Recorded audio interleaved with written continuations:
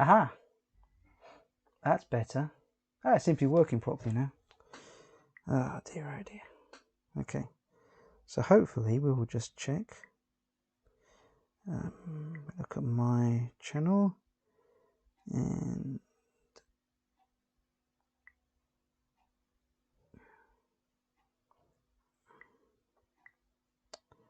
see if it's actually working now. This is all going so smoothly.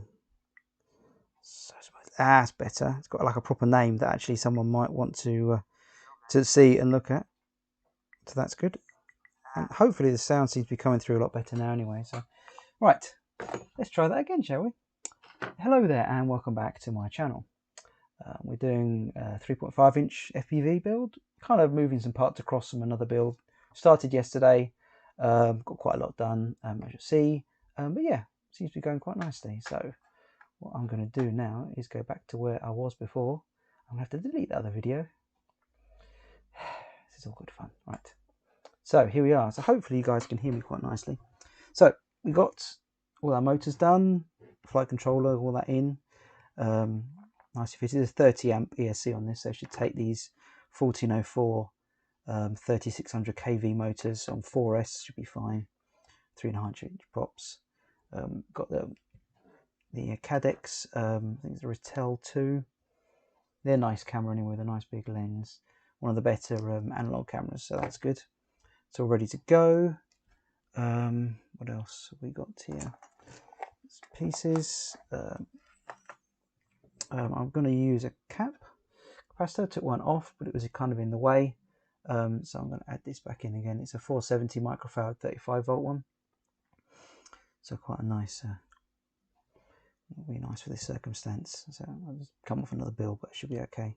Sort of fit in there nicely with the two wires sitting there and sitting across like that. And then we're going to use a GPS system on this because I've got this.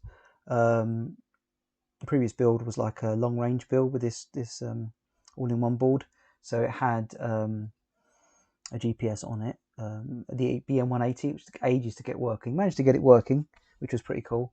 But yeah, so what we've got here is the M80 from HGLRC. I think a few companies make it, so it's a bit of a better receiving GPS receiver and things like that, slightly better quality, a bit more money, but you get what you pay for in the end sometimes. So there you go. Anyway, so we're going to use that on there. So hopefully you guys can hear me a bit better this time. The last stream I did yesterday, I was just relying on the laptop's microphone. That didn't seem to work too well when I watched it back. So I've got a little lavalier mic, something like that, connected to me. So that hopefully should give you better sound even when I'm not looking at the laptop. So what we're going to get on with now. I'm going to try and wire up the GPS unit. We're going to have it sort of, so we put the top plate on. Let's get a general idea about where everything's going to go. So we've got our top plate, which came with the sort of rubber pad already on it. My review is on my channel if you want to check that out for this frame. It's a frame from Beta FPV, 3.5 inch build, very nice. So we've got a space kind of here. Now you have got like a 3D printed part. You can see it in there, the light shining on it. That allows you to put like a naked GoPro or something on there, but I'm not going to do that with this build. I'm just going to put that there instead, and that hopefully should allow me to, yeah, it should be quite nice. At least if you're flying away, and we've got Ghost on here, which can, you know, go for ages, miles without having to worry. So be a nice sort of explorer quad, take it out a bit. On the 3.5 inch props, not sure what flight times I'll get on like a 650 or an 850 or something. We'll see how that goes, but it should be reasonable flight times. So we're going to sort of mount it sort of between those 2 points there, so there or thereabouts. So we need a bit of slack on our cable. Now on this board here, which hopefully I've got on my phone, the layout, which I looked up online. Here we are, yes, we have. And we've got, this is designed to go, this board designed to go with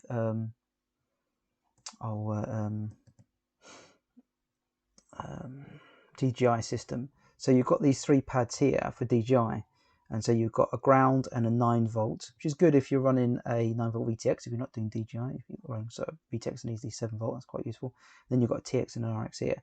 Now, I believe that's the RX on the outside and that's the TX. A bit difficult to see on this image, but yeah. So I'm going to wire it in, and that's a 4.5 volts. So that's goes live when you plug in the USB. So I can plug in the USB, power up the GPS. You can start to look for satellites, etc., etc., without having to plug in a LiPo, without operating the VTX. So it's not going to get hot and any of that nonsense. So we've got that set up. On that one, then just find the ground somewhere. Might just use the ground there we could use. I'll just use that ground. So yeah, there we go. So we can position all the wires now. Where it's going to end up, a bit of slack. And wire's going to go. Wire's going to kind of go there. So we'll cut that a bit longer than we need to. Our ground is going to go down to like there, so we'll cut that a little bit longer than we need to. Nice to have decent silicon coated wires and not the horrible plastic coated wires that were on the BN180. And then TX and RX are going to go sort of along here, like so. Cut that off. Now I think, oh, that's too big. So yeah, we can't use the other end of that. So good, we didn't make any mistakes, wasn't it?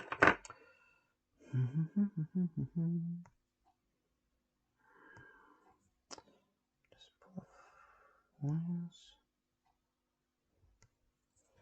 Well, we had a viewer for a bit. Ah, fair enough.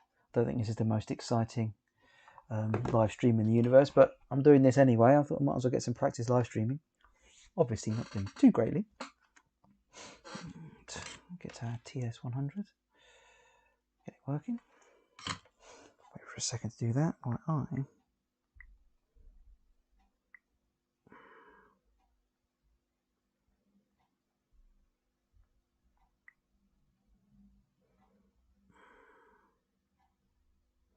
.4 minutes. So what we're going to do is leave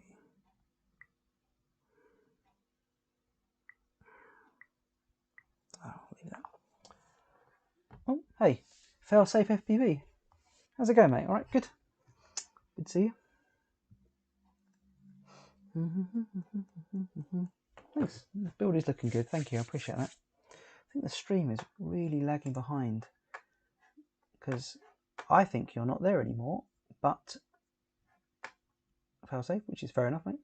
But yeah, it takes time for it to come through. So I think what I'm going to do is I'm going to leave it on this because this is a bit more instant with the chat there.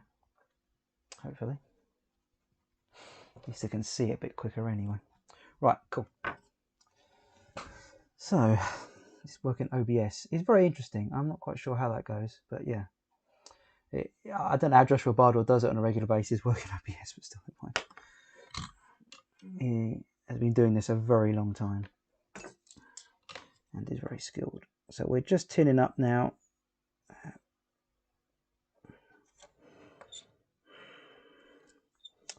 A GPS system. We're going to connect it up.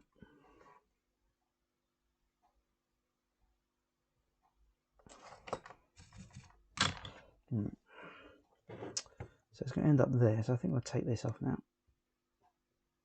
Oh, is it actually? We've got a nice little bit of paper in here, which came with the. Hopefully you can see that. Which came with the little GPS system. So we've got 5-volt ground and TX and RX. So the TX is there on the outside, and we want that to talk to the RX pad, which, if I look at my phone and look at the is the RX pad is the one on the outside. So that one's going to talk to that one. So we'll just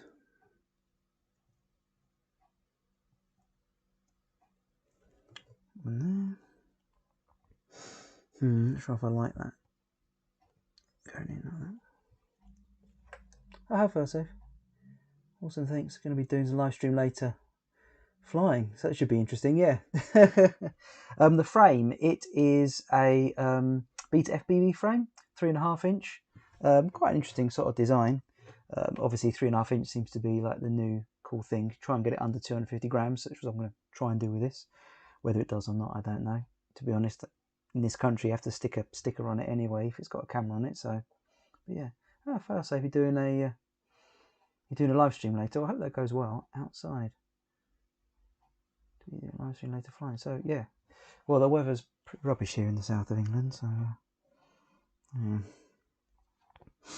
Not the best weather in the universe today. Hammering it down with rain, and then it's gone sunny, but it's blowing a force 9 gale. Windy.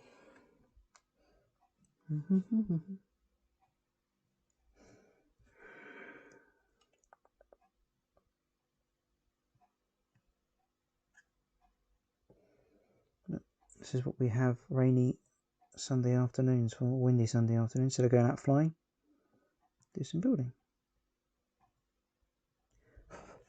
Right, so got that connected there.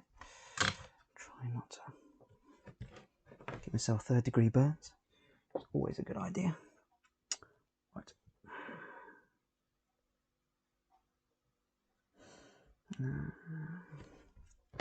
I like using tweezers because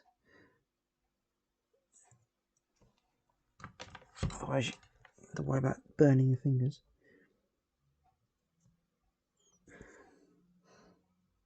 And hold the wires nicely, and then that's going to go on that ground, which is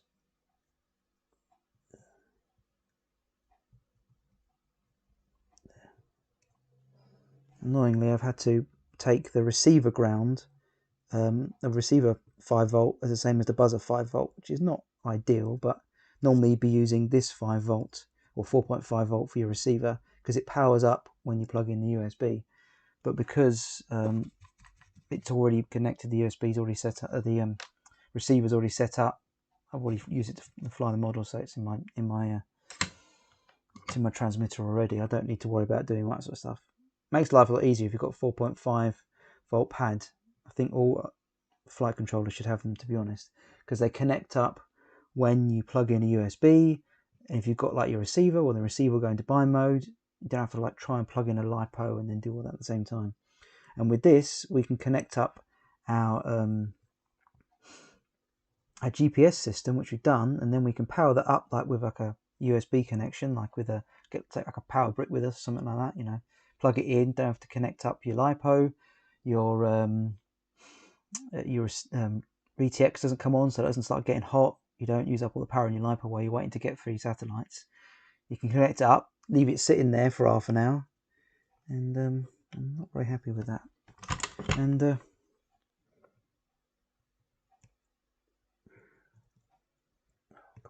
think that needs a bit more stuff on it.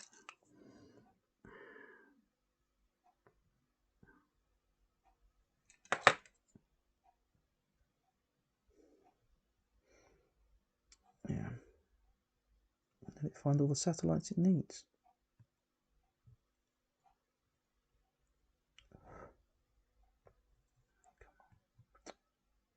This is really not neat.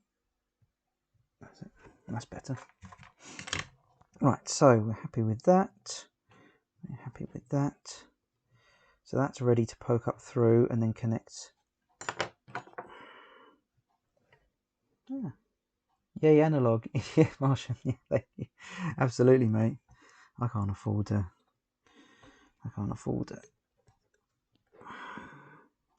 DJI. And my goggles are only like 800 by 480 or something like that. They're only analog goggles, so they're yeah, not the best for doing that sort of thing with that. So that should poke up through that, and then we connect up a little GPS on top. When we take it apart, I have to make sure we unplug it again, otherwise we're gonna, yeah. Massive amount of slack there, but I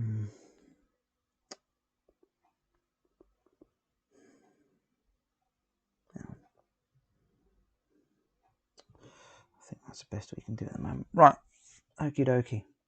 So now we want to get our VTX on board, and it's going to sit like that, and then plug in like that, and then we'll have our antenna come off the back. But I wanted to raise it up a little bit, so I'm going to use some handy standoffs. The Ratel does a very decent job. Yeah, it does. They're nice. They're nice. I mean, obviously, it's nowhere near as good as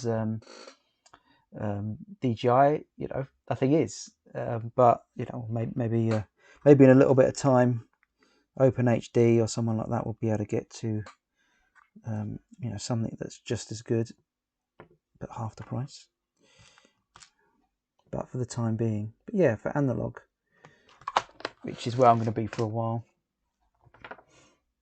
it's looking good. So let's see if these guys, if they fit on there. So use these little standoffs.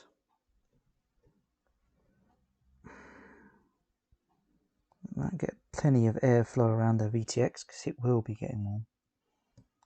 Especially this little guy here. This VTX has got like a DVR on it, so you can plug a little USB card. So you get USB SD card into it. So you get, you know, quite nice footage. I mean, it's not brilliant, but it's as good, you know, standard definition footage as you can get. There we are, like that, and that should allow us to access the SD card from the side, hopefully, without too many problems. So that's that there. So that'll sit there nicely. There's one thing left we're going to do, and that is just move all this out of the way. Stick a capacitor in there. Nice, plenty of space behind the camera mount. Loads of ways you can mount the camera on there. It's got loads of bits there to make a camera depending on the size, so you can protect the lens, which is pretty nice without, you know, too much protection. Like you have some cameras that got so much massive protection, all you see in the side of your view is just like two sides, and it cuts your field of view right down, which is not good.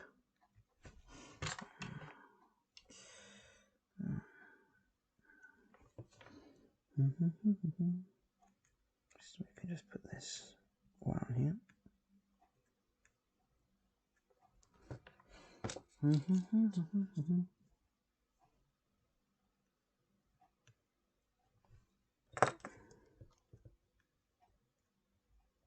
get that on there, put some heat into it.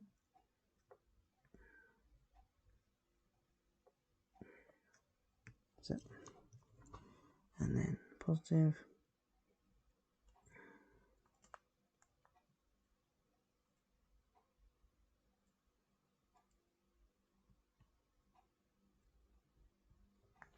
That's good. Right, so we've got wires everywhere, and hopefully this won't create any electrical noise for anything, not the VTX. Might do. You never know when you can get a clean build until you actually plug your goggles in and try flying. And even then, it's kind of like, oh, plug your goggles in, it's fine. And as soon as you run the arm motor and arm switch, and suddenly your motor starts spinning up, and you get loads of lines. It's like, oh, for goodness sake! So that goes there like that, plugged in nicely. The smart audio is actually connected to the Ghost in this, because you can use the Ghost receiver to change that, which is pretty cool. So the only problem we might have here is this guy here. So we might have to come to one side, like so. We mount our antenna. So that might have to be like that. That's not too bad. I can live with that. Right. Got some leftover bits of my in here. Those and those.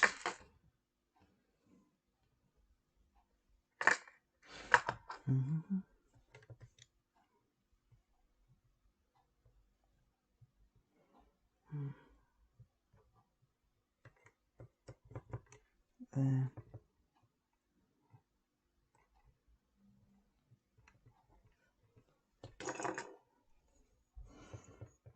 Down.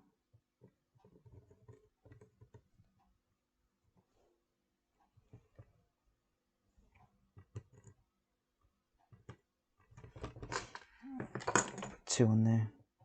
That seems pretty good, so hopefully you can see that. That should have nice airflow around the VTX, especially with DVR, and it makes it even warmer. And yeah, we should be able to get access to the SD card there quite nicely. And that should then go out the back, which I'm still not sure what I'm going to do. I've got this 3D printed part here. So we'll see if we can put that on the back. I'm not quite sure how it's going to go. But I'll put the XT60 through. I'm running an XT60 on this. I might swap that out for an XT30. I've got 850 4S lipos for this that I run an XT60, and I've got some 650 4S lipos. So it might be a case of, well, let's see what we can do with that. Right, so what you do now is solder up the camera. Use a very small piece of race wire. 3 wires to 3 wires makes life easier, especially if you've got a connector like this that doesn't actually match with the connector there. It can be a right old pain. So I use a piece of race wire. Could put a bit of clear heat shrink over it, but I'll probably just wrap it in some tape. Make life a bit easier. So let's just cut these down a little bit, leave a little bit of slack. And then these guys want to be a little shorter because they're side by side.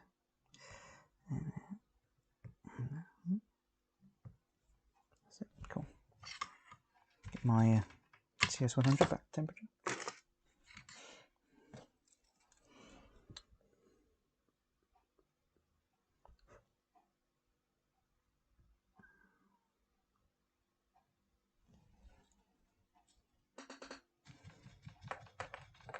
Right, that's the fun bit. Got a bit of blue tack. This is very useful for this. So what we can do is just put that bit of blue tack on there, stick that on top of it, and that'll hold it in place. And then we can connect up wires.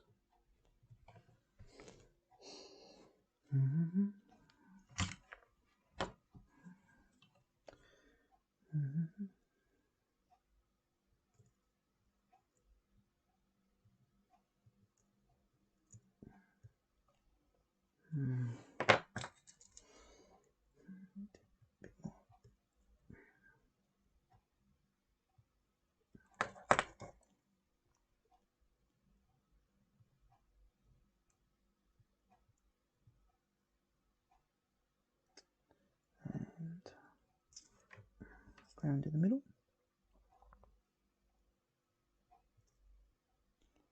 And then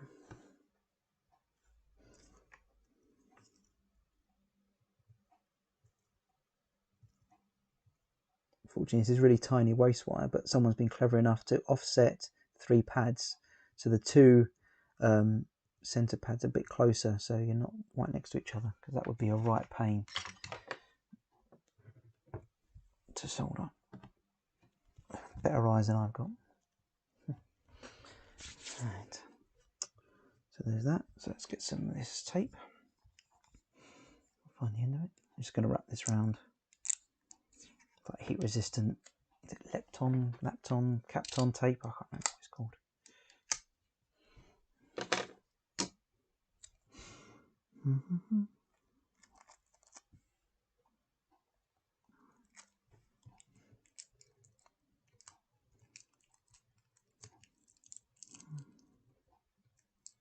Like that. I like using this tape, A, because it's like heat resistant and obviously won't conduct electricity or anything like that. But also, if you're using stuff that's clear, you can see if you're trying to remove it. What I mean is, if I use like black tape, well, if I'm trying to remove that, and maybe I use my knife or something to cut it off or something like that, I don't know what I'm cutting through. So, you know, you could cause yourself a right old problem by just accidentally slicing straight through a trace or something like that if you're not careful, and then wonder why it doesn't work. And it's like, well, so hopefully that can go like that. Looking good. Okay, so I think we're going to try and use this 3D printed part here. So first we need to squeeze the XT60 through, and then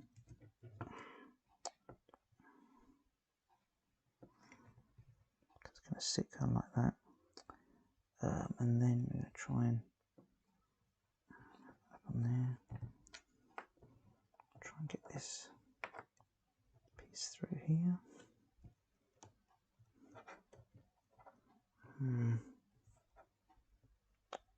Yeah, that wants to go. It wants to pull that way. That's annoying. Looks like the standoff's going to make the ultimate sacrifice. There we are.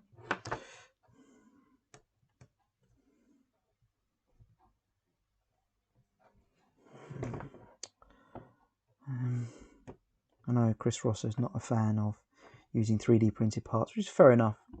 I think that's actually going to fit, you know. I can understand why. They are. Yeah, it's not going to go. Having sort of these parts hanging off the back of your builds and then moving around, that will create an oscillation that, you know, if you're running really neat builds and you're doing all things like, you know, filtering and all that sort of stuff, it should be fine like that. Yeah, I can understand why you'd be like, well, anything you can remove to help with that.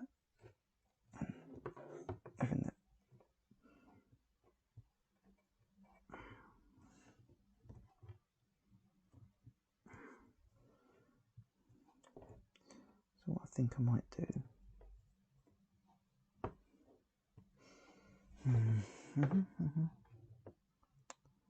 I'll hold that there. Could use a cable tie around that to hold it in place, because I think it would be useful to have this in that position out of the way, like so, because there's no real way here to get like a cable tie around it to mount the antenna. So yeah, if I kind of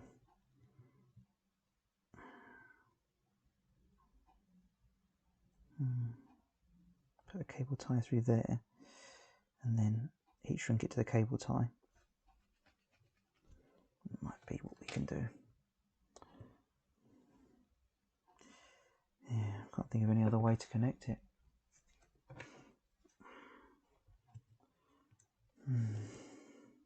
It's the thing with builds, it's like nothing is ever straightforward. It's always kind of, well, that could go there and that could go there. And it might go there and it might not.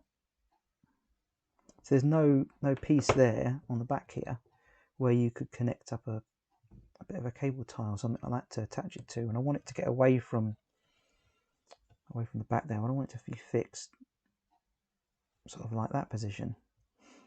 That'd be nice. So I need to take this mic off. Go get some. Right.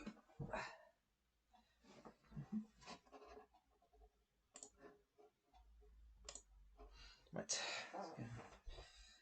see what we got over here.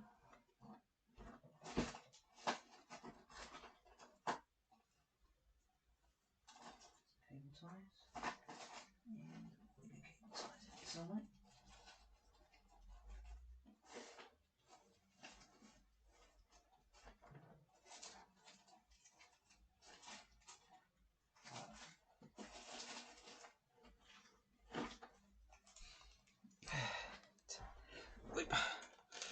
You like my t-shirt? See that? Menace RC t-shirt. It's very cool. I like Menace RC. Right, hopefully you can hear me still. Let's back up again. Right. So if we turn back to the camera, and then we can see. So I've got some cable ties here. Should have had them to hand, to be honest, but there you go. Right. So that's actually not a great cable tie. It's a bit wibbly wobbly, that one. I don't think that's going to be strong enough to hold it. Okay. Right. Search continues. Find some other cable ties.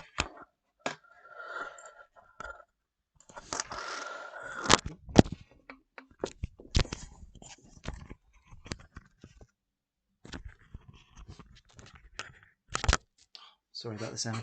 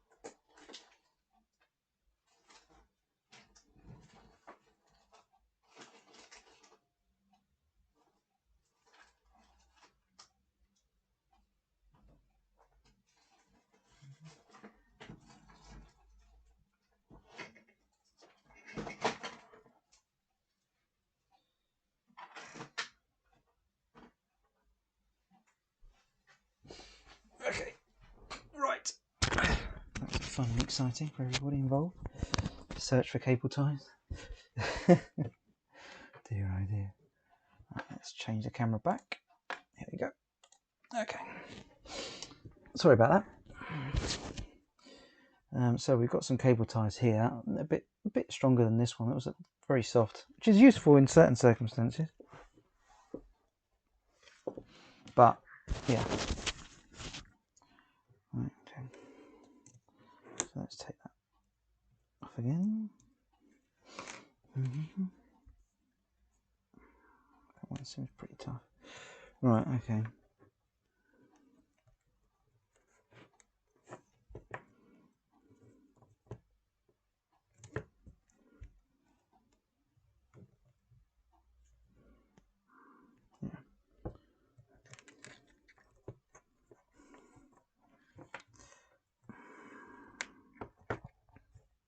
That in there.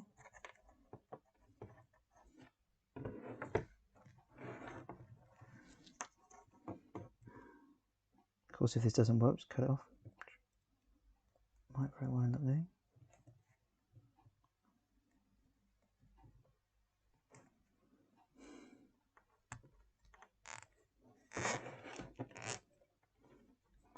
I'll show you what I'm doing. Not exactly easy to get on camera. That's it. So we've got a cable tie like that. Now, is that going to provide enough support like there? If that launched itself off. I'll find that later. If that's going to, if I get like a tie there, is that going to be enough? Like a bit of heat shrink. That should be enough. There's a bit of give in it, which is what we want. It doesn't seem very well attached to that. A little bit wibbly wobbly. I might put some antenna adhesive on that.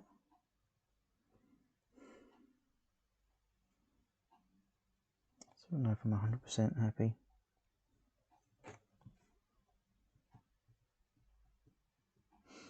But I think this is the best we're going to get in this circumstance. I don't know what antenna this 3D printed part was for, but yeah, not great.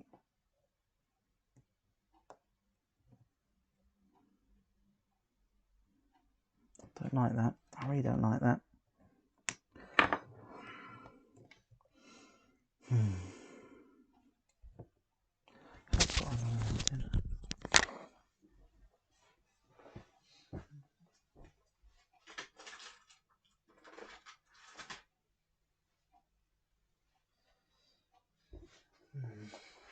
What I could use, but I don't like this one. It's like a UAV one. It's like, yeah, that would fit in there a bit better. And then it doesn't really matter. I might take it. I don't know. I don't know.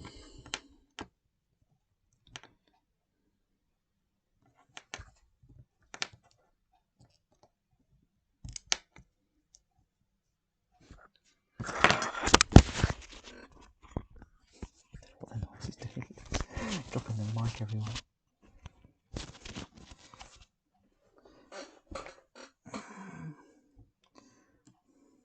I don't like that either. I'm just going to try once again with this. This is a bit of a smaller one, but it should fit a bit better in that sort of whole thing there. If it's coming round like that.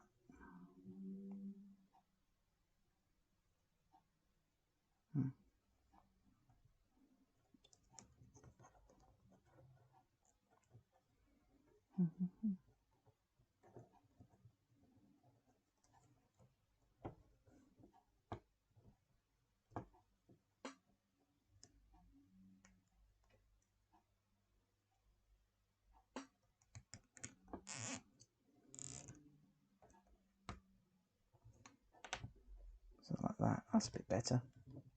That looks a bit neater to my eye anyway. And then we can kind of lay that. Might just push that a little bit in there. I don't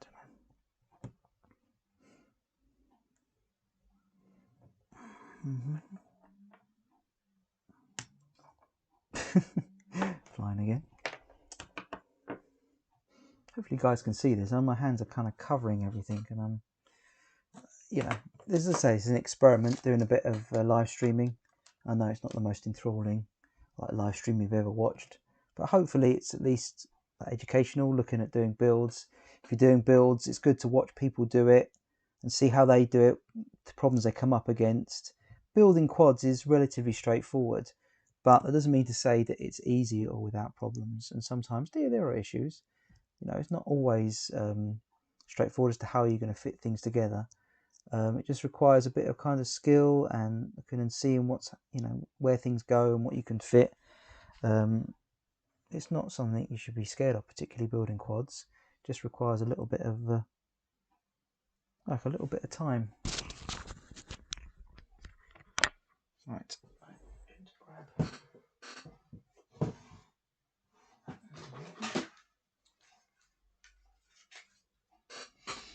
There you go.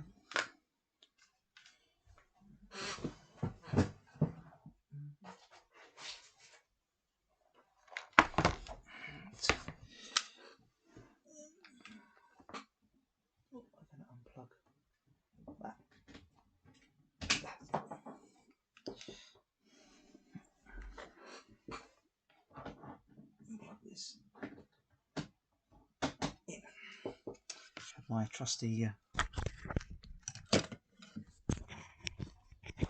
heat gun. That's a selection of heat shrink. It's going to fit around that tube there. That one should be okay. Should get a shorter piece of it. That'll do. That'll do nicely. So what we're going to do is we're going to very carefully now try and remove this without breaking it. It is always a skill. Set that through there. On there like so. Run it down. Pop it back on there. Like that. Now is that enough slack? Pulling on it. Could do with being a bit lower, I think. Which will require me to take it apart again. That's it. Taking it apart and putting it on there is not a good idea on a regular basis. Cut down a little bit.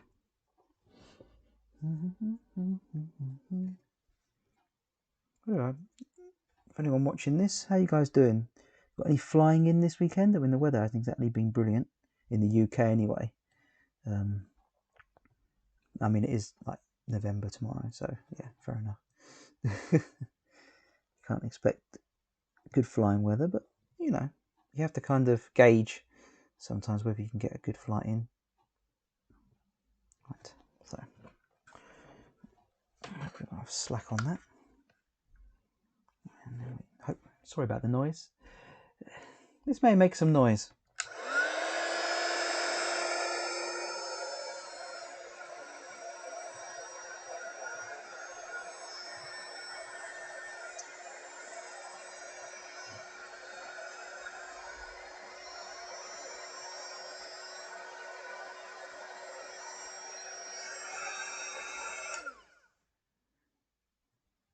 Should be gripping that nicely.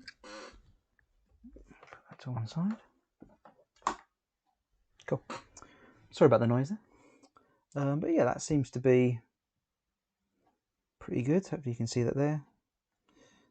I'll say there's a bit of slack just in case we get some movement on that. Doesn't seem to want to stay there though. If it needs to be heated up a bit more.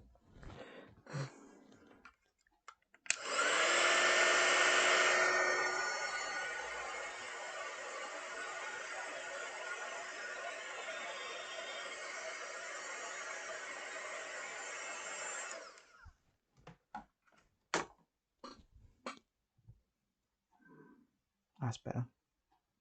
Bit of slack there. What we want.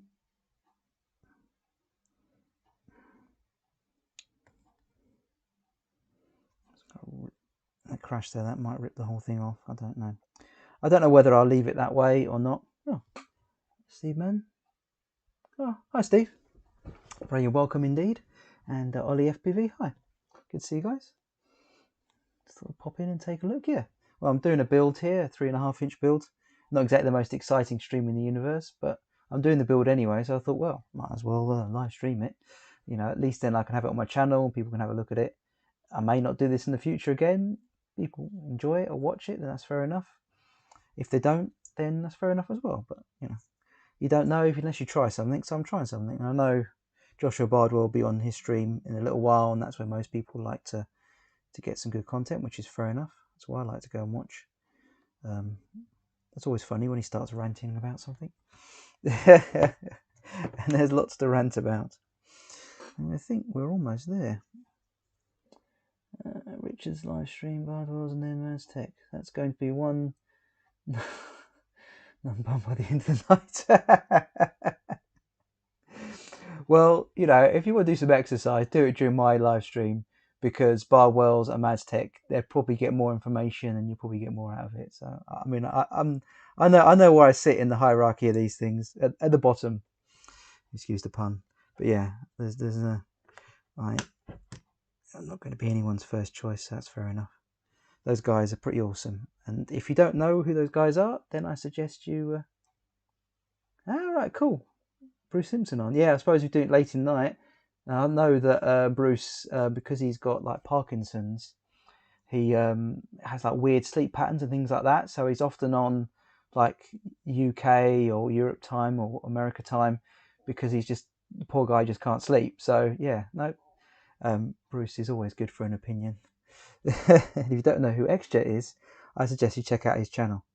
It is very entertaining, especially when him and his mates are flying planes and that. And he has a lot of opinions. Some you might agree with, some you might not, but that's fine. But he certainly has some opinions that are worth paying attention to, which is cool. So that's our GPS. It's going to kind of sit there, hopefully. But for that, we need some tape. And I've got some double-sided tape here. Use that. I might stick a cable tie around it at some point in the future, but we'll see how it goes, eh?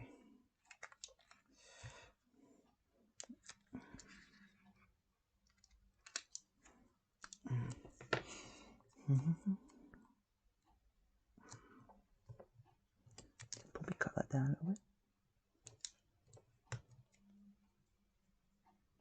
Used to play snooker against a bloke who had Parkinson's. Never stopped him beating.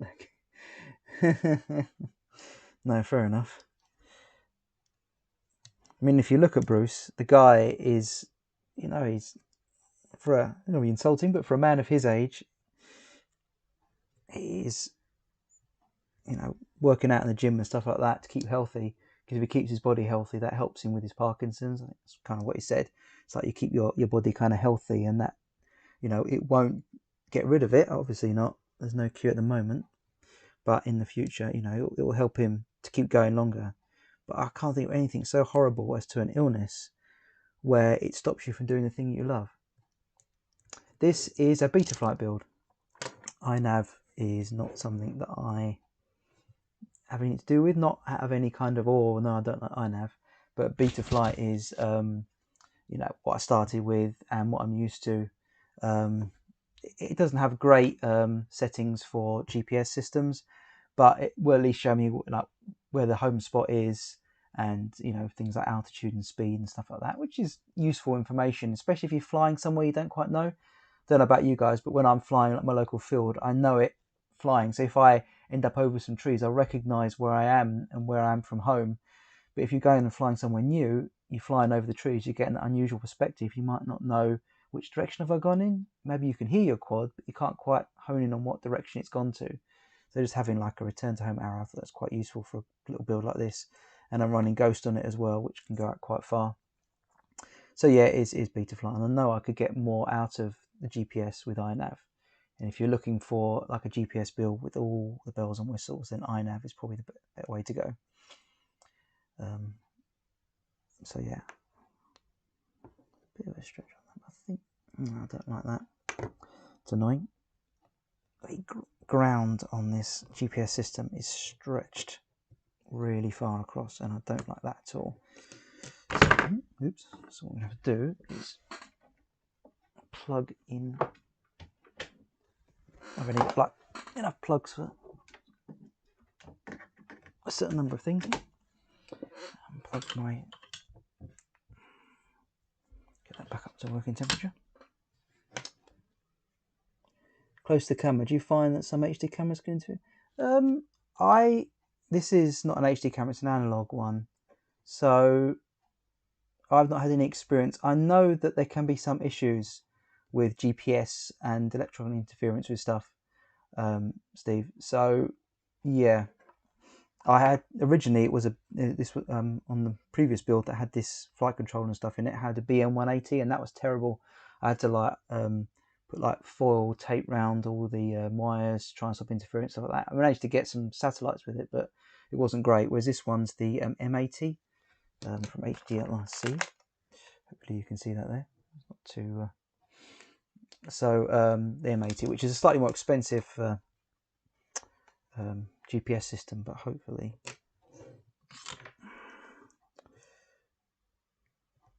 That's it. I'm going to put this somewhere else. Hopefully you should get a better signal. Alright. I've got another ground around here that I can use.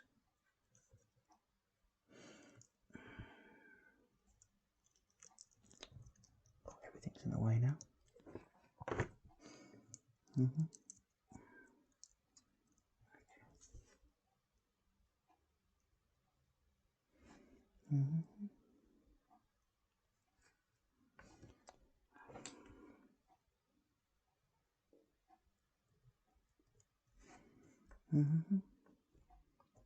We've got a couple of people watching. Anyone that get out flying today?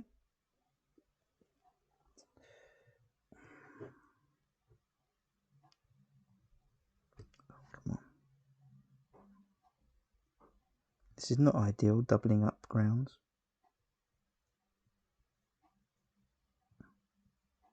But I think it needs a bit. It needs some more solar, right? Ah, right. Well, BN 880. Okay. So you have some experience with GPS systems. More of a crasher than a flyer. Aren't we all, mate? Aren't we all? Yeah. The thing is, and I'm trying to do this. When I first started flying, I've been flying now for a few years, and when I first started flying, I was like paranoid about crashing. If you only got like 1 or 2 quads, and you think if I break this, then I can't fly again until I get parts like from China. So you buy spare parts and you kind of this, that, and the other. But you got to try and I'm trying to do it myself. Get out of that habit of being scared of crashing.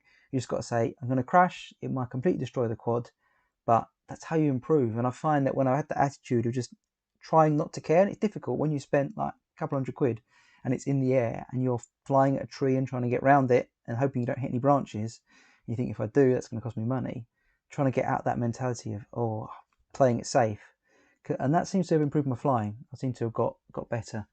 I don't know if you've noticed that, Steve. If you crashing, repeat, flying again, I think it really can help. Kind of just get over that fear, and that's the thing in the end. It's like the fear of crashing your quad. I mean, I've never crashed anything too badly. Broken the odd motor, the odd arm, things like that. Never like completely smashed it to pieces. But then maybe that's what you need to do. Get over that fear, smash a few quads, and I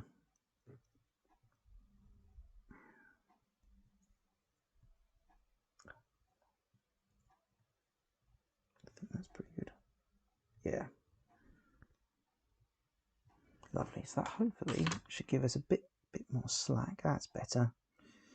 Probably cut the wire a bit too short, fortunately. That was clever. We can stuff all this back in here again.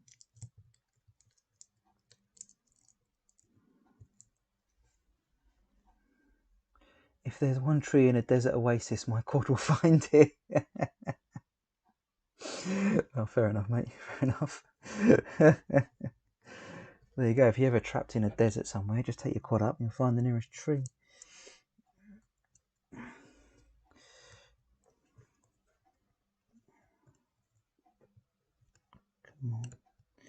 This is not going to be an easy quad to work on with this connected like this.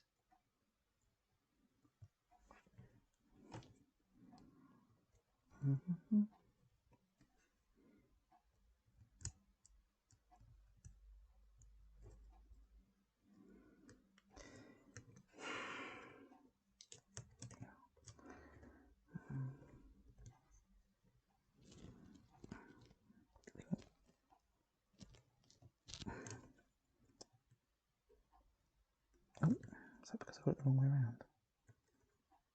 Nope. You were right the first time, Richard. Okay, stick on there like that. And hooked on. Fly Crash Repeat. Tom Cruise film wasn't The Edge of Tomorrow. I think that was like Live Die Repeat or something.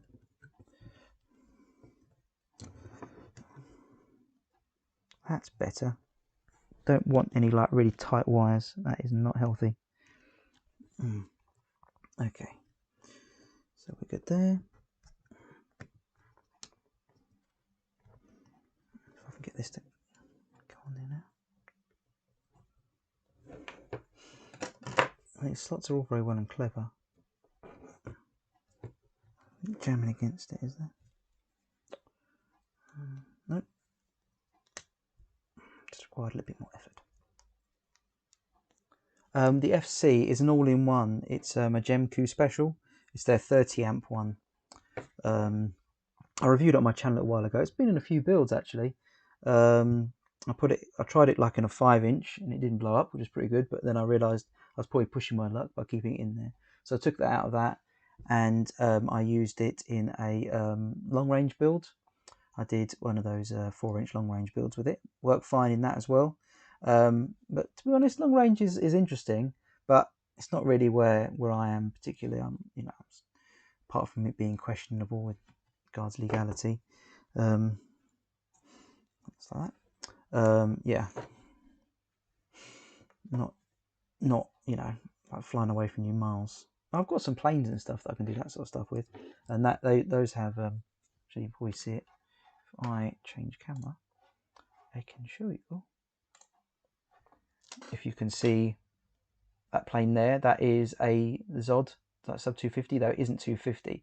And I run that with the Zod Copilot. So when my finger is there, you can't see it. There's a GPS system that has a really good return to home in it, the Zod Copilot. And obviously it has like a stabilizer and that sort of stuff, which is really useful. But that's got like a 600 watt VTX you can't see there. So that can go miles and flies for a long time. So yeah, that's where I quite enjoy doing the long range stuff. But yeah, so that was in that long range system, and now just ordered some Flywheel FCs with separate ESC. Seems okay. Haven't tried their all-in-one. Oh, Flywheel, okay, yeah.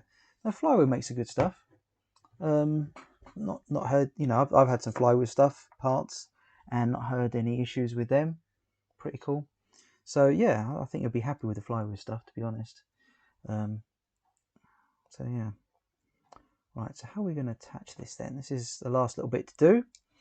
And then we'll do just a brief overview and call it a day, because I'll have to connect it up, and I'm not doing that on stream. Magic smoke. Well, I've got a smoke stopper, so yeah. Let's. I know it's probably a bad idea, but I'm going to stick all the screws in on the top. I'm hoping, because I have used this flight controller before, that we shouldn't get any magic smoke, and everything should work fine. But it will need some setting up and everything else, which I'll need my computer for, and I'm using my computer now to stream everything. And I don't want to see how well my computer handles running OBS, a live stream, and Betaflight at the same time. Even though it is a reasonably decent laptop.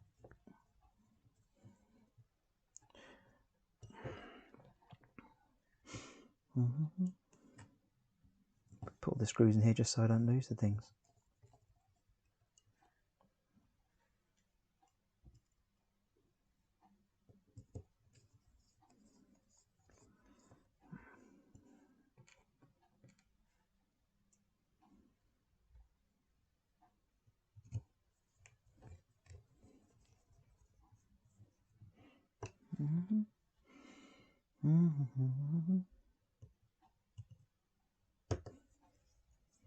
It's quite a sturdy build, this one. Quite a solid little frame. The arms and that from it's a Beta FPV. Not much of an angle on that, I'll have to adjust that. I don't think it's that expensive as well, the frame. I think you can get it from Amantech in the UK, which is where I'd recommend you buy anything that they happen to have. Check the prices, but that's what I'd say. Yeah, it's nice they've got a built quad, yeah. Pretty sort of stout. Well, might even give it away with just before we finish up in a second. I've got the props here and everything else, just so we can see if it's sub 250 or not. Reminds me of an Armatan. Yeah, I think everyone's everyone's been inspired by them. And if they haven't been, or they say they haven't been, then are they being 100% honest? Probably not. Right, so we've got cut a little bit of this off. Got our QT antenna, which is a very cool little antenna. It has a very useful little thing that you might not know it has. First, it's flat, which makes life a lot easier when mounting it on something. Down there. But I don't know if you can see that there. I'll show you the little QT antenna, which is the Ghost's antenna. When you can put Express LRS on it if you want to, which is fair enough. You can see on the antenna it's got two little notches there. Hopefully you can see that, like there and there. So that means you can wrap like a cable tie around it, which is really, really clever little idea. So I usually what I do is I put a little bit of double-sided tape, mount it to that. No, it's not the best place on the frame now. Not 100% happy with that. You can mount it to the frame and then tape it down. Yeah, I'm not happy with that. I ain't happy. I want to get it away from the carbon a bit more. I know the antenna will go for like miles without any problem, but I don't want to risk any issues. What radio do I use? I use a TX12 Pro, so it's quite a small one. I quite like that. I'm not a great fan of massive radios, to be honest. I am like a hybrid pincher, so I need a slightly smaller radio. I've got massive fingers. So yeah, I use a TX12 Pro, and that obviously has a bay, and it has that's right there. I think that'll do. It has like a bay, and yeah, obviously you can do all the different protocols. Though mostly I run FlySky. Not a great fan of FR Sky, though I don't think anyone is anymore. Not really. Not unless you're using like the jumper receivers, which I do have a few of on my planes, and so they make quite good sort of receivers that have all the breakout of all the pins and stuff, you know, for putting in your servos and all that sort of stuff. Like that. Squeeze that down. That shouldn't have any problems. And then we'll just have there. I think that should be okay. I mean, it's not brilliant, but it's at least off the carbon a bit more than it was before with this back arm. I think what you're supposed to do is you're supposed to have it going through a couple of little holes in this 3D printed part here on the back, but to be honest, that's not going to be brilliant. So, and it's designed for like one of those really thin Express LRS ones. So, Nirvana's my favourite. Waiting for HT. Yeah, the Nirvana, that was interesting. That was originally like a FlySky radio, if I remember correctly. Really interesting project. It's a shame what happened to those guys, because it kind of set the world on fire. Everyone was like, this is like a radio made by people who fly. They know how it works. You know, they've done everything they can to make it the best experience, because these are guys who fly on a regular basis. And then it kind of all just sort of disappeared away, and yeah. So when HTX, which is a like a fork of OpenTX, isn't it? When that finally gets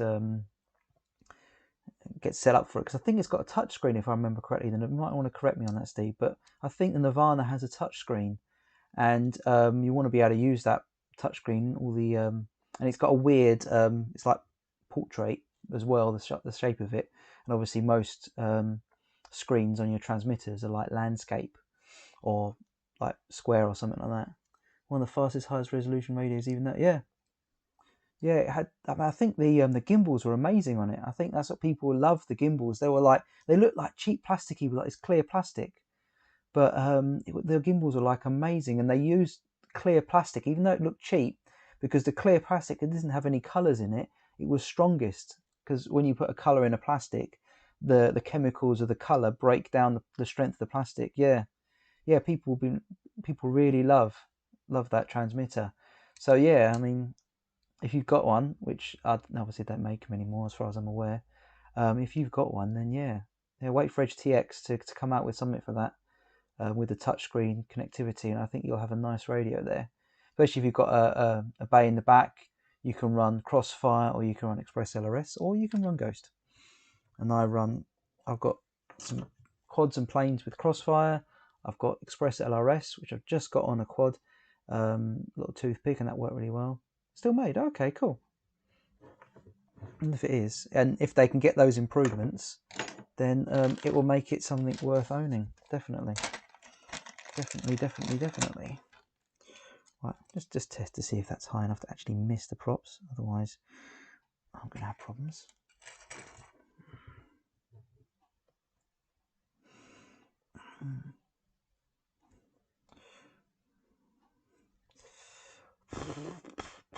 It was a bit close on that. Yeah. It's a bit close.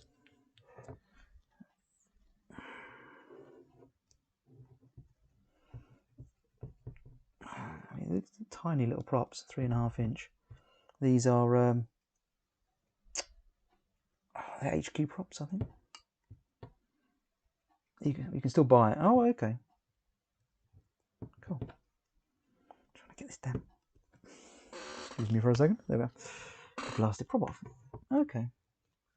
I mean, to be honest, I'd imagine that what you're buying, if it is still available, I'd imagine what you're buying is probably like just stock they've got. I'm not sure if anyone still makes it, because I know, didn't everyone's favourite shop Banggood sell like a version that was like differently branded, if I remember correctly.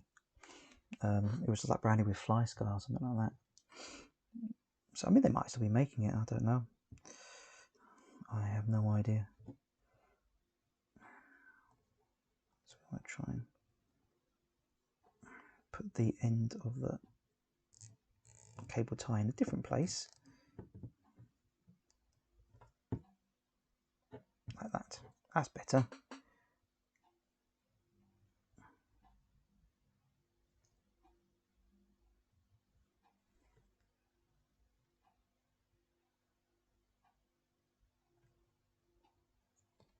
Be the motors for you, right? Cool. Right. So there we are. Let me just cut that off. So I think we are pretty much there or thereabouts with this guy.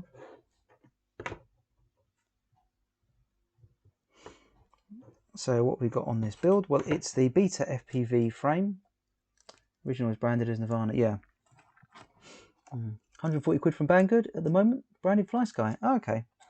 Yeah, I think at the same time they did come out with those two brandings, so I don't know. I mean, they might still be making making them. I mean, 140 quid puts it squarely, you know, well, like the was it the T16 or whatever they are, T18, the popular big jumper radio, or Radio Master, whoever you have to be buying it from. So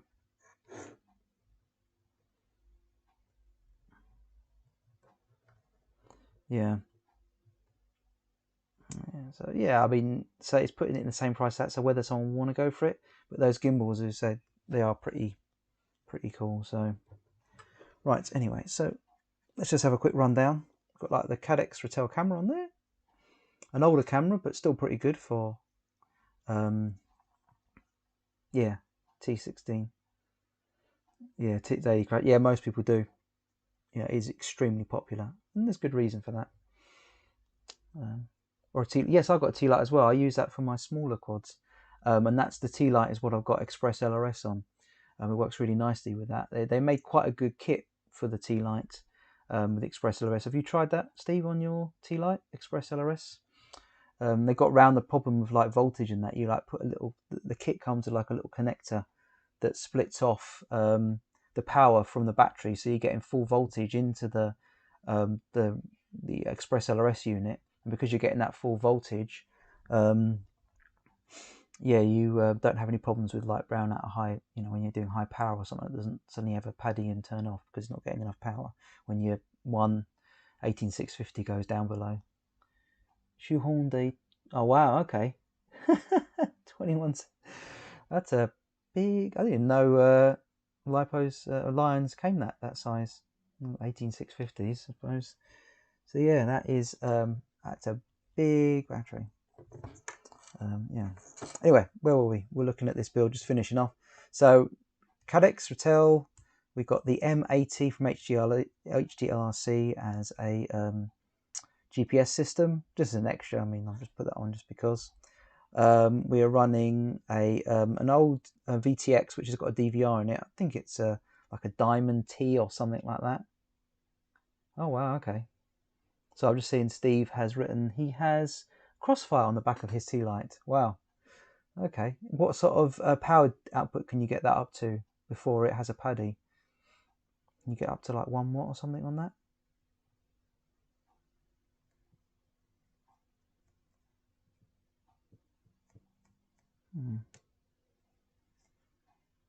Okay. 23,650. Wow. Not happy with that motor on the back there.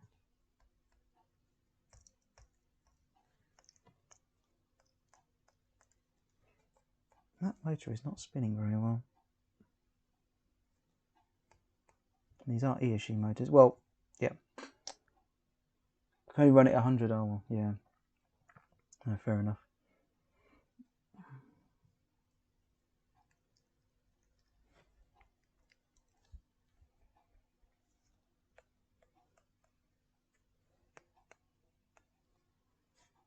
I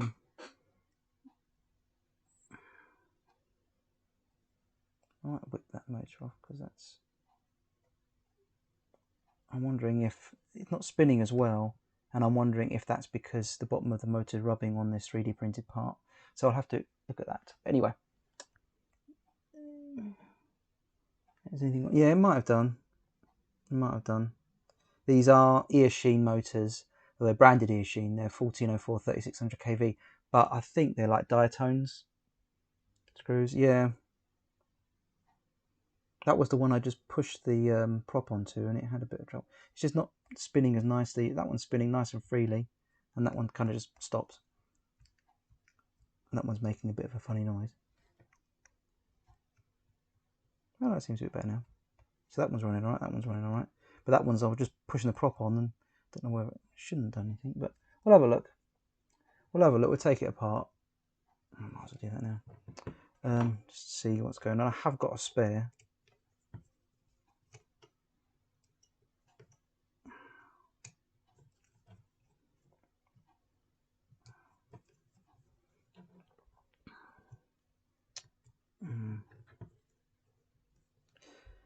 There is something else that causes resistance, which I've just thought of, and see if anyone in the chat can work out what could cause resistance on a motor and make it spin slower.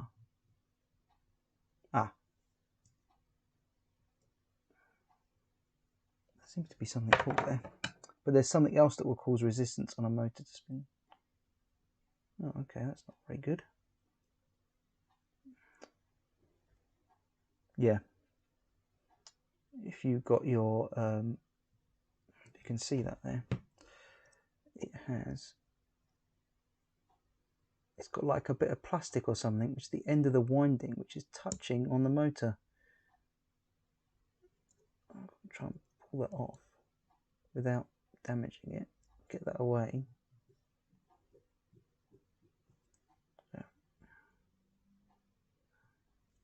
So it might not even run real. That is slightly poor quality on that. It's just gripping on the you can see that. If you can or not, let's have a look, see if it. Yes, I could have been, if I soldered up the 3 wires, and if there was a bridge, that causes like resistance. Wait for the camera to catch up with this, but I don't know if you can see that there. There's like a little bit of like the end of the winding that's rubbing against the motor, and that's just causing a problem. I need to get that out of the way. Focus. Yeah, the problem is I'm looking at the view on YouTube and it's not catching up. Let's look at this a bit closer. Yeah. So I can't cut the bit of plastic off because it's actually the end of the winding. Oof. That's better. All we need to do is have this out of the way so that we don't get it interfering with the... Yeah, it's not been wound very well. Normally, pretty good diatone products are pretty good. Oh yes, I have got one extra as well. That's how I know that it might be HDLRC, because the pack that it came in, the motor was a little HDLRC tub, whereas these motors came like in little just plastic little cardboard boxes, whereas it came in like a little HDLRC tub. So let's hold that in place and screw it back in, see if that's actually sort of the problem out.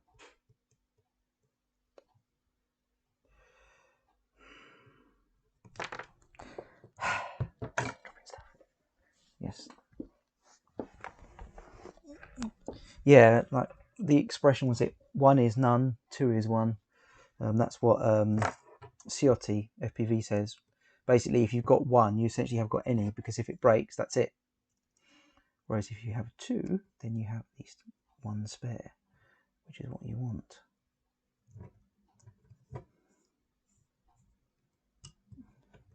That's better. It's running nicely now.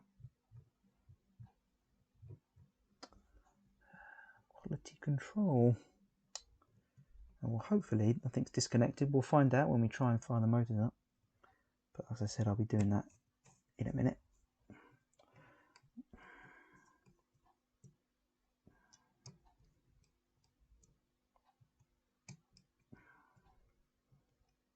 Hopefully you guys can hear me okay.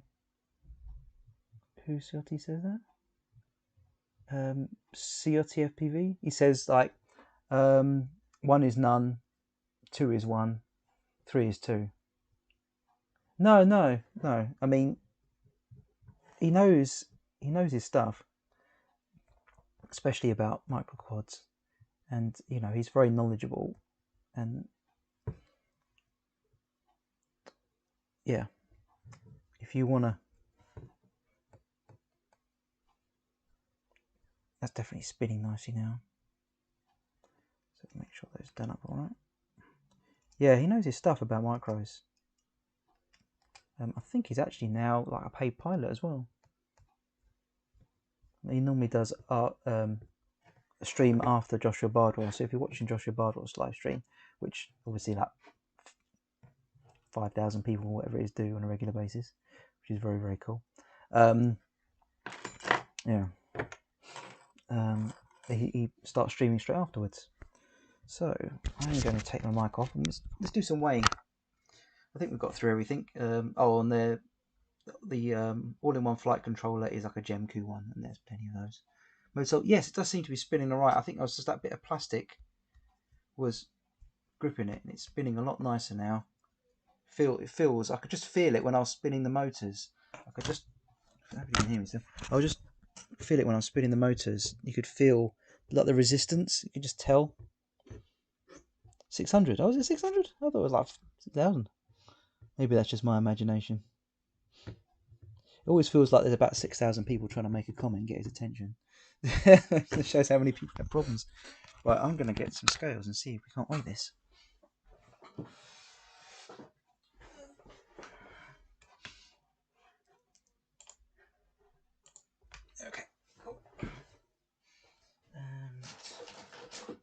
scales. In here.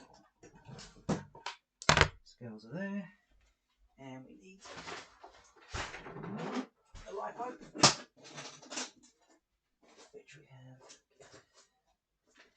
down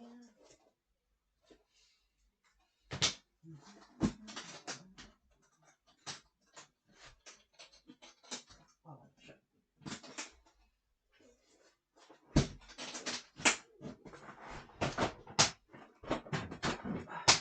Exciting stuff, and we need a half decent battery strap, which I don't have here.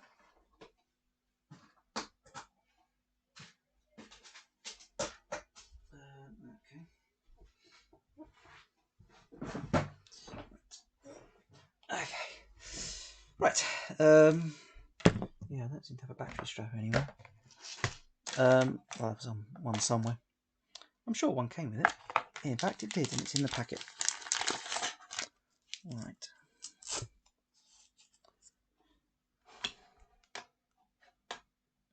Okay. What was that? If you have a motor winding problem, the conformal coating is suspect. Varnish in the past. Dunk the winding in it. Wet a day or two, and see if it works. Yeah. Yeah, I think it's just like there was like a little bit of heat shrink on the end of the wire where it's got connected to, and that heat shrink normally it's cut quite short, but you can see it there on most motors if you look, but it's kind of glued out the way. But in here there was like a bit long and it was rubbing against the motor, which is not good. So we have a battery strap. So what we're thinking? Just turn over to this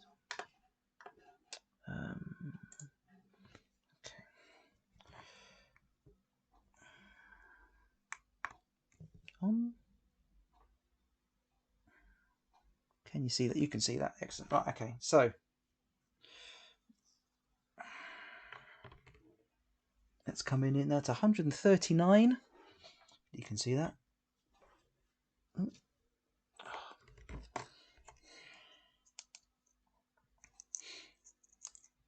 try and get all of it on there. Okay. 144 grams. Plus then a battery strap. And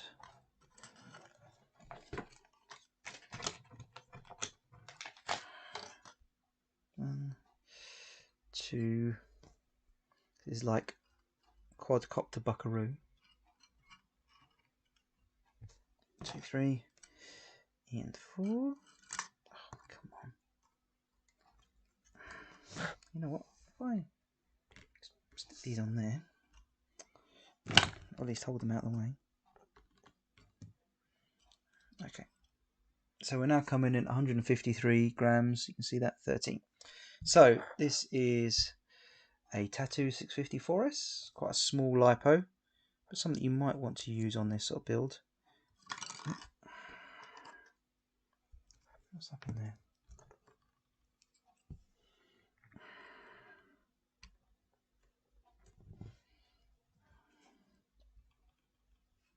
Oh, I think it's gone too high for the scales.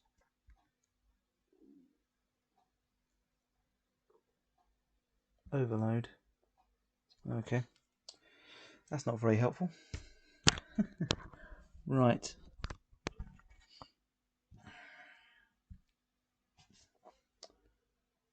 Okay. I think what we're going to have to do is go and get our trusty kitchen scales. I will be 10 seconds.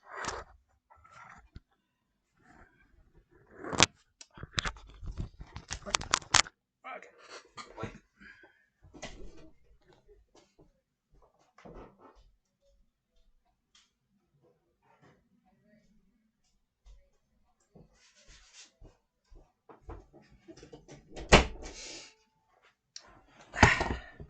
Right, okay, that was exciting stuff. Yeah, I've got some kitchen scales. They're not as exact to point this, that, point that, and point the other, but they will give us, so let's turn that off, they will give us a bit more of an accurate reading. and everything will sit on it happily as well. So quads on there, 149, prop 150, 153, and with, oh look at that, that's 650 4S, 222, and with our bigger 4S, which will sit on there quite nicely, and it's probably what I'll end up flying it with because it's got an XD60 and this has got an XD60 on it, and that's coming in. Oh, look at that. 253 grams. 251. Don't forget we've got to add prop screws as well. Yeah. Okay. So we 200. Yeah. We're 254 grams. By the time we've got some screws for the props on there as well, we're probably going to end up like 255, 256. So yeah, you're not going to be under 250 with this. Obviously, if we took off the GPS system, that would put us under 250. So that's where the weight saving is basically no smaller lipo or no GPS system on there, which is fair enough. You know, I'm not gonna complain about that. That is pretty good. That is pretty good. Stubby antenna, yeah, that as well, Steve. Yeah, stubby antenna, smaller antenna would probably be a good idea. But just out of comparison, I've got another build.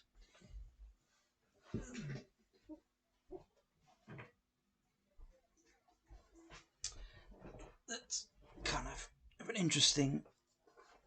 Oh, knocking everything about. Right. So this is a 3.5 inch frame. Put that prop on there as well. That's a 3.5 inch frame, but this is a 4 inch frame. This guy here, and so that's coming in at 198, and then with a 650. You can't see it because everything's in the way. 267. So you go up to 4 inch, and this is quite a solid build. This is running a it's got an HD is it Cadex? I can't remember what it's called now. The one that records on SD card in HD, split camera. So that's that. Get HD footage, or so you could save some weight on this. So this is kind of the next size up. No, it's not. It's not long range, Steve. This is just another sort of park ripper kind of quad. It's by Amex Inno. It's one of their frames. So yeah, it's quite a nice little frame with separate arms, and this is running. These are the Mamba Toka 1606 motors, 3750 kV. So big old motors on a 4 inch, and it does rip really nicely. Obviously a bit heavier. That's why I was doing the other build to try and get the sub 250. I mean, it will go quite long range, and it flies quite a long time as well, especially on like an 850 or something like that. With this lipo, as you can see, it's coming in at almost 300 grams. So it's kind of with 4 inch and 3.5 inch, 3 inch, you can quite easily get to below. Actually, let's try that. As it happens,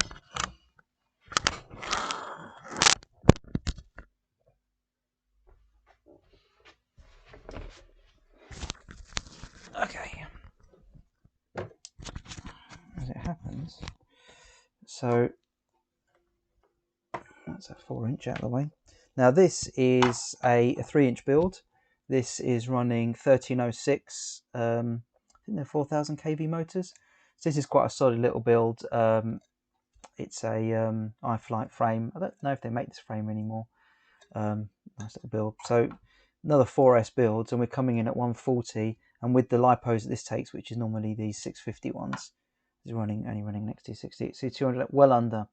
So there you go. So you've got. I mean, this guy can run the Vista or something as well if you wanted to, and you probably could even stay underneath 250 grams even with a Vista. You got the space there in the weight range, as it were. So yeah, so with a 3 inch, you can make quite a nice stocky little 3 inch build.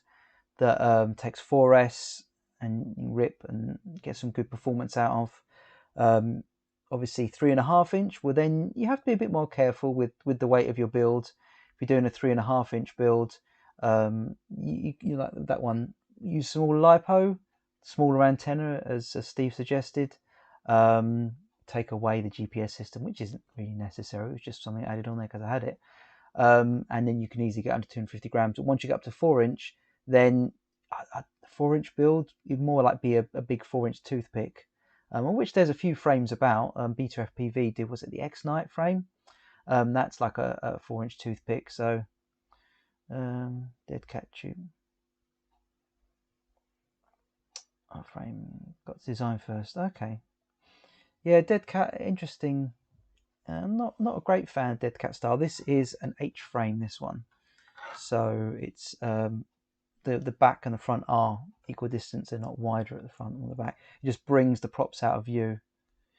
Tube arm frame. What does it say? Oh, okay. Interesting. A tube arm frame. Is that going to be quite a like sort of carbon tube as opposed to sort of flat carbon? Okay. Sort of almost like a mini X class, I suppose. I've seen X classes. If you've seen them, they often use a tube carbon, or with the ones that I've seen fly, they also use just aluminium arms, aluminium tubing. It means the arms are a lot cheaper to change. So it's something sort of like a scaled down version of that, or you're doing an X class. 8mm carbon tube. Wow. Okay. Yeah, that ain't gonna break. Okay. Well, that'll be interesting to see that. I don't know if you do any content, Steve, on your channel, but maybe if you do a design and fly it, then that would be really cool to do a video on that. I think, especially if you're designing something yourself, put it out there. Obviously, you've got to be careful that you won't get nicked by other people, but yeah, gotta love that. Keep it light. Yes. Yeah. Okay. Interesting. Yeah, that'd be an interesting build to make a video on if you're of a mind to. If you make content, I mean, I make a bit of content. It's not amazing, but hopefully it's helpful and insightful for people, and they can find a bit of inspiration from it.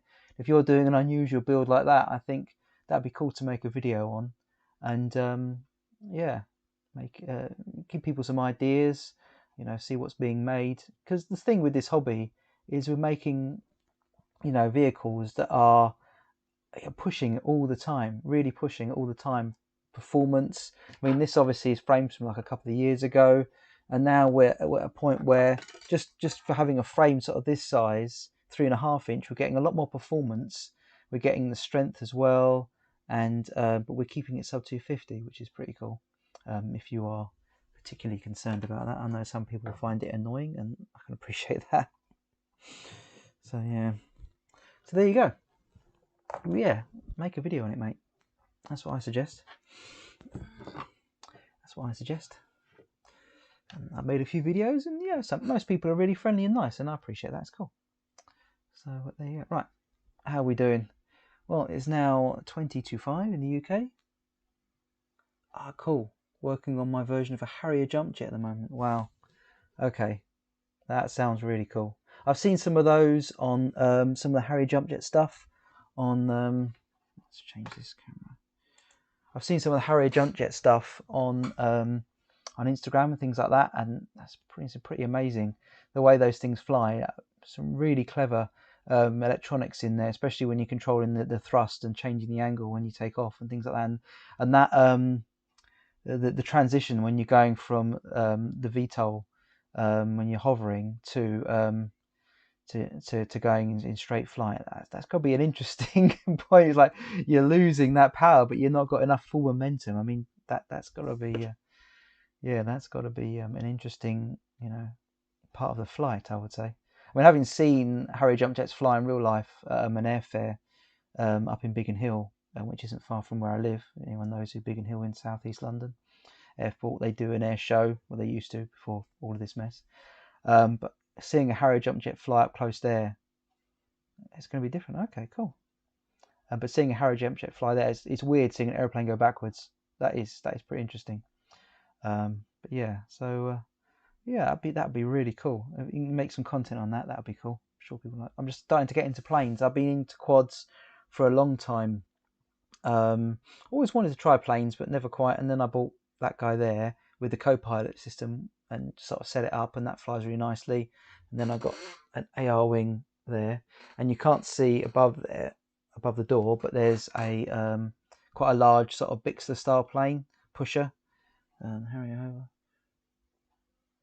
Oh right, okay, cool. Harrier Hover right in front of me at 2006 Fairford. Yeah, yeah. So similar to when I was in Biggin Hill, they fly right in front of the crowd with the Harrier there, and it is impressive. It is impressive.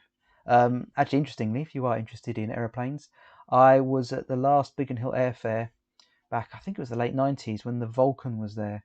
It was the last flight of the Vulcan before they retired it for a time, and that was an impressive. You know, the Vulcan bomber.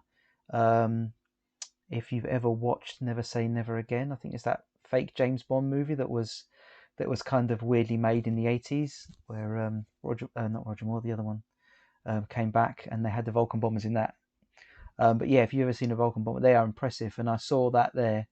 And I was there again at the Biggin Hill Air Show when it made its comeback, when they'd spent so much time and effort to try and get it flying again. It cost them a fortune, and yeah, it was impressive. So, yeah, they weren't flying it as well as they did the last time. They were being very gentle with it for obvious reasons, but that is impressive aircraft. But yeah, if you can get to an air show, it's very enjoyable if you happen to like things that fly, which I do. So yeah, I'm getting into planes and stuff, and learning to fly. And that's been an interesting experience. It's always good trying something different. It is very similar to quads, and then also very, very different at the same time as well.